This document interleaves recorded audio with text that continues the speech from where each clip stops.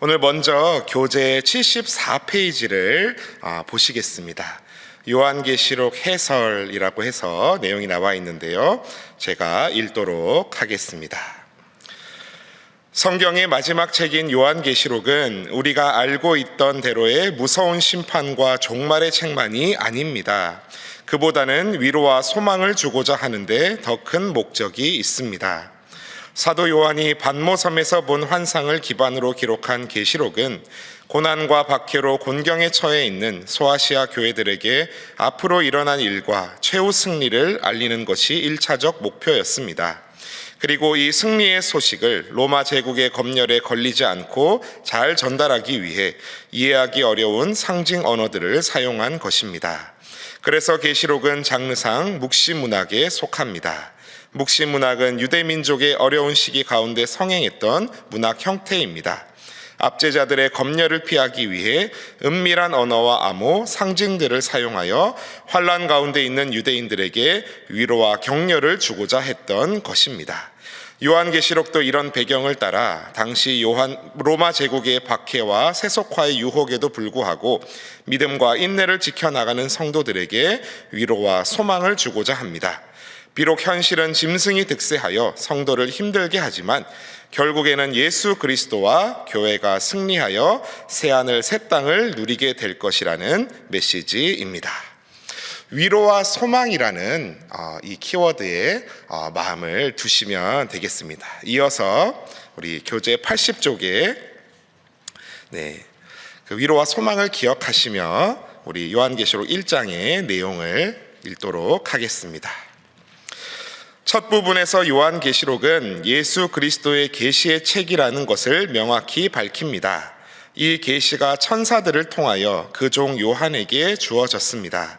사도 요한은 예수 그리스도의 명령에 의해서 자신이 보고 들은 바를 7교회에 편지하게 되었으며 그 중요 메시지는 예수님이 반드시 다시 오실 것이라는 사실입니다. 요한은 반모섬에 있던 중 성령의 감동하심을 입어 인자 같으신 예수 그리스도를 환상 중에 만나게 됩니다. 그 놀랍고 신비스러운 그리스도의 모습을 자세하게 묘사합니다. 그 위험 앞에 두려워하는 요한에게 내가 본 것과 지금 있는 일과 장차 될 일을 기록하라는 명령이 들려옵니다. 우리 사랑하는 성도님들은 요한계시록을 읽으면 어떤 느낌이 드십니까?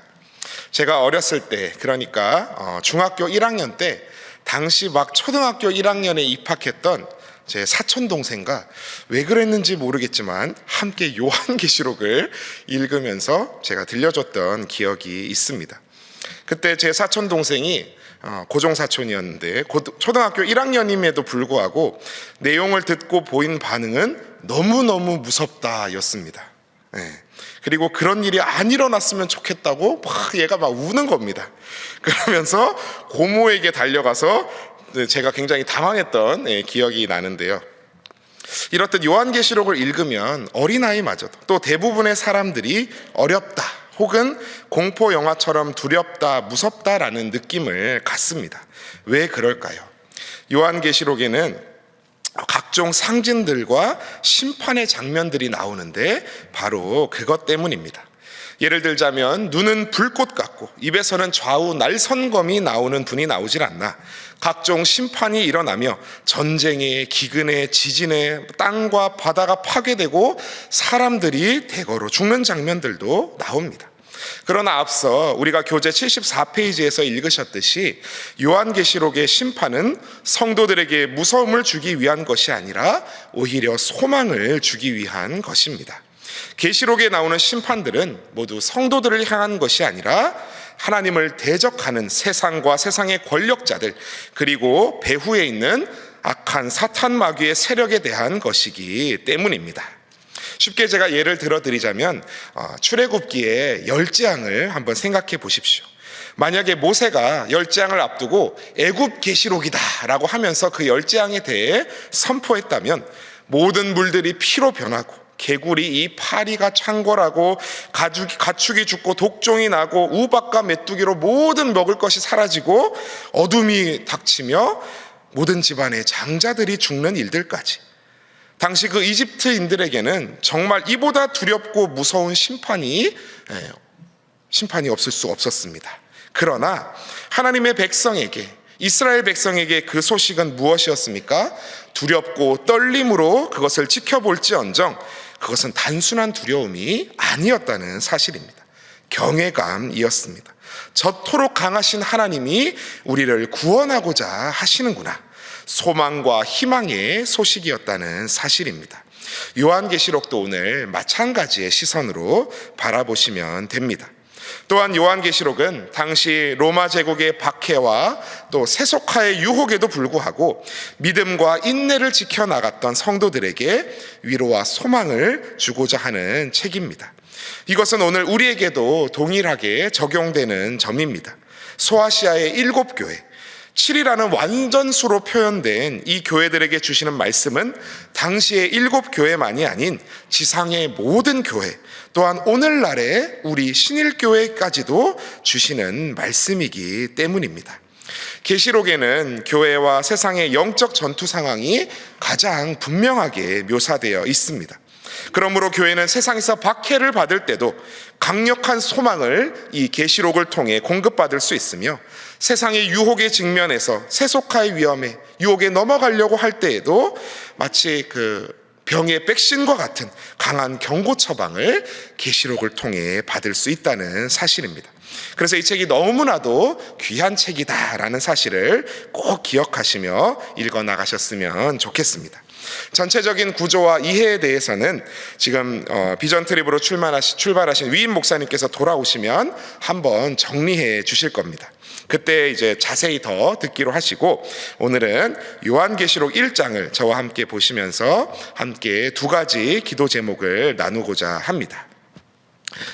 요한계시록 1장은 서론 부분인데요, 집에 들어가려면 문을 열어야 하듯 책도 내용을 잘 이해하려면 이 서론이 중요합니다.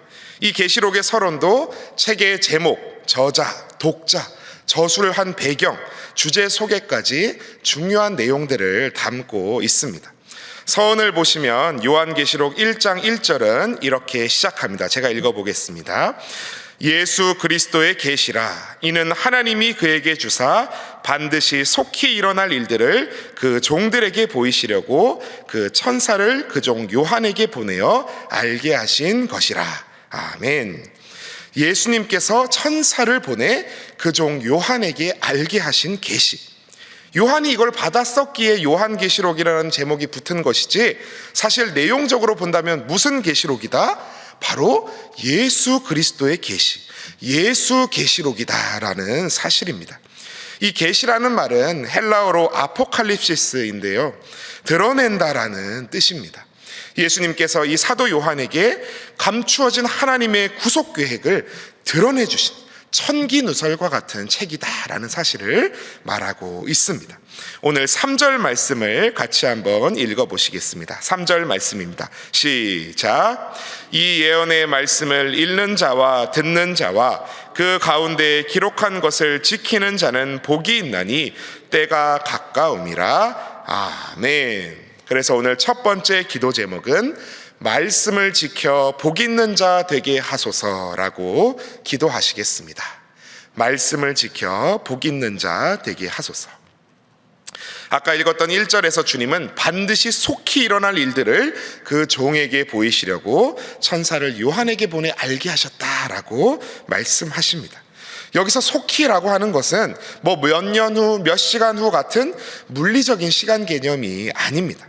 다니엘서 2장에서 다니엘은 후일, 우리가 말하는 종말에 대해서 서술합니다. 세상 제국의 멸망과 영원한 하나님 나라가 건설되는 때이지요. 그 후일, 종말은 예수님이 세상에 오심으로 인해 이미 성취되기 시작했습니다.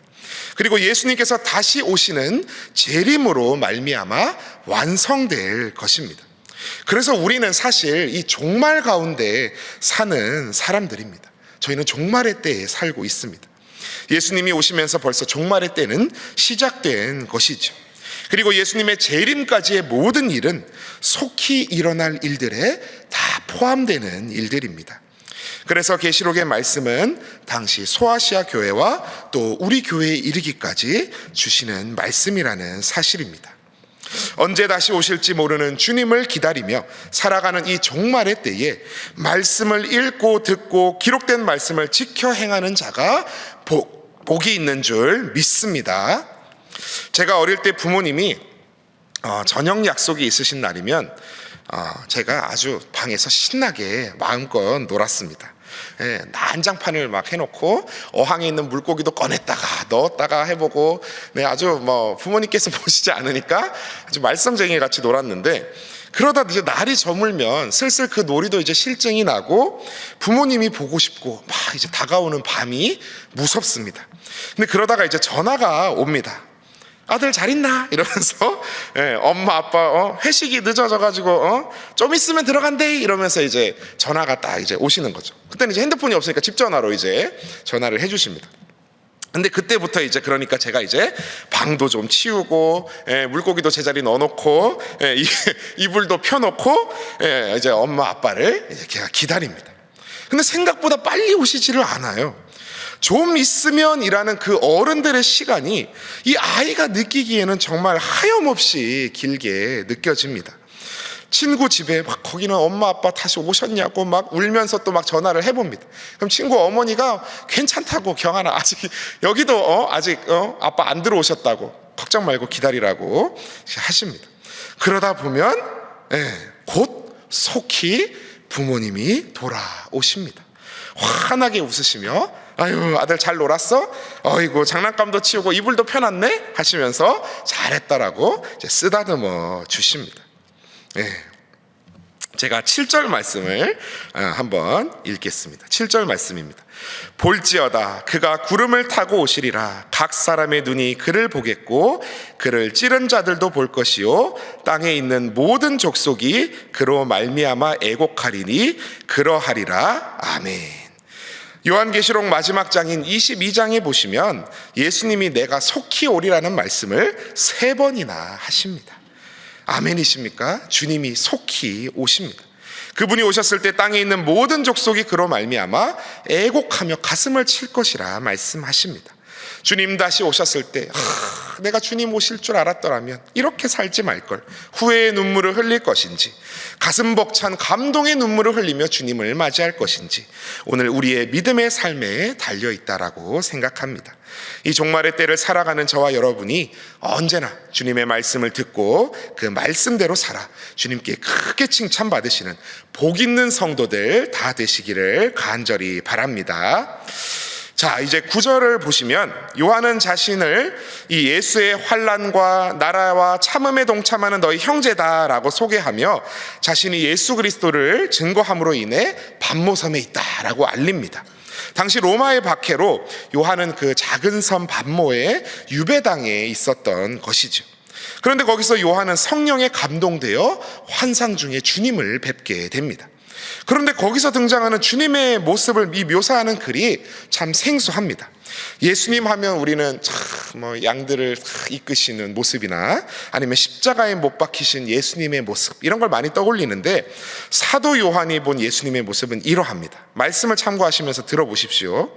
머리와 털의 희기가 흰 양털 같고 그의 눈은 불꽃 같고 발은 막 풀무뼈로에 단련한 주석 같고 그의 음성은 막 많은 물소리와 같고 오른손에 7뼈리 있고 입에서 막 좌우에 날선검이 나오고 얼굴은 해가 힘있게 비치는 것 같더라. 그림이 그려지십니까? 머리는 백발로 하얗게 새셔가지고 눈은 막 번쩍번쩍 레이저가 나오고 입에는 칼이 2개가 이렇게 나와 계시고 발은 마징가 발이고 막 이렇게 문자적으로 생각하면 받아들이기가 쉽지 않습니다. 그런데 한번 생각해 보십시오. 잘생기고 예쁜 연예인 본 사람들이 저한테 와서 다 그렇게 얘기하시더라고요. 와, 내가 그 연예인 내가 실제로 봤는데 진짜 얼굴이 주먹만 하고 와 눈이 완전 빛나, 별이야 별. 그리고 들어오는데 진짜 막 뒤에서 막 후광이 확 비치더라니까. 그렇다고 해서 제가 정말로 그 연예인이 얼굴이 딱 주먹 사이즈만 하고 눈이 막 별이고 뒤에서 막 핸드폰 라이트가 비치고 막 이렇다고 제가 생각을 합니까? 그렇지 않지요. 제가 그 사람은 그 사람의 잘생김을 그렇게 표현하고 묘사한 것입니다. 예수님의 모습도 마찬가지입니다. 부활 후 하나님의 보좌 우편에 앉으신 그분, 우리의 왕이시오, 불꽃 같은 눈으로 우리의 모든 생각과 행동을 감찰하시는 분이라는 사실, 그리고 그의 발은 주석과 같이, 강철과 같이 세상을 심판하시는 강한 발이요, 손에 7별과 같은 교회를 들고 주관하시는 분이요, 그의 입은 심판하시는 날선검과 같은 말씀의 입이라는 것을 요한도 표현한 것입니다. 이런 위대하고 강하신 주님의 모습 앞에 요한은 만나서 와, 예수님 만났다라고 좋아하는 것이 아니라 죽은 자와 같이 엎드려서 두려워 떱니다. 그런 요한에게 주님이 말씀하십니다. 본문 말씀 우리 17절에서 18절의 말씀을 함께 읽겠습니다. 시작. 내가 볼 때에 그의 발 앞에 엎드려져 죽은 자 같이 되매 그가 오른손을 내게 얹고 이르시되 두려워하지 말라. 나는 처음이요 마지막이니 곧 살아있는 자라. 내가 전에 죽었었노라. 볼지어다 이제 세세토록 살아있어 사망과 음부의 열쇠를 가졌노니. 그래서 오늘 두 번째 마지막 기도 제목은 역사와 교회의 주관자이신 예수 그리스도를 믿게 하소서라고 기도하시겠습니다. 역사와 교회의 주관자이신 예수 그리스도를 믿게 하소서. 첫째로 예수님은 나는 처음이요 마지막이라 말씀하십니다. 8절에서도 예수님께서 나는 알파와 오메가다 라고 말씀하셨지요. 예수님이 역사의 주관자이시며 성부 하나님과 동등하신 분임을 알려주십니다. 둘째로 예수님은 곧 살아있는 자라. 내가 전에 죽었었지만 볼지어다 이제 세세토록 살아있는 자다라고 자신을 소개하십니다. 전에 우리를 위해 십자가에 달려 죽으셨지만 친히 부활의 첫 열매가 되셔서 세세토록 살아계신 분, 그분이 바로 우리 주님이십니다. 마지막 셋째로 예수님은 자신을 사망과 음부의 열쇠를 가진 분으로 소개하십니다. 이 음부를 히브리어로는 스올, 헬라어로는 하데스라고 말하는데요, 죽은 자들이 거하는 곳입니다. 무덤을 의미하기도 하고 지옥을 의미하기도 하죠. 주님께서 이 음부와 사망의 열쇠를 가지셨다는 것은 열기도 하고 그것을 닫기도 하는 권세를 가지셨다는 것입니다.